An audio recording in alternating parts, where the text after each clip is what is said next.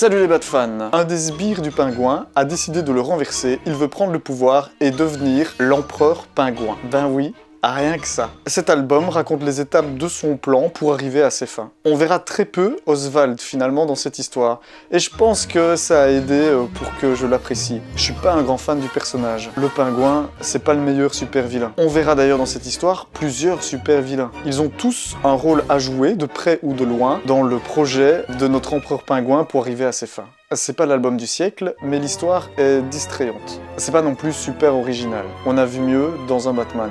Là où je suis totalement conquis, c'est au niveau des dessins. J'adore totalement ce style. Je dois cependant t'avertir d'un truc, car Urban Comics y fait mention à plusieurs reprises. Les événements de cette histoire se passeront en même temps que ce qui se passe durant le tome 3 de Batman Collection Renaissance, donc les New 52. Ça ne gêne pas à la compréhension, mais si tu veux une lecture globale, je t'encourage à lire d'abord le tome 3 et puis cette histoire. Empereur Pingouin au final me laisse un bon souvenir. Pour toutes ces raisons, je lui donne 7 sur 10. Toi aussi, vis ta Batlife à fond.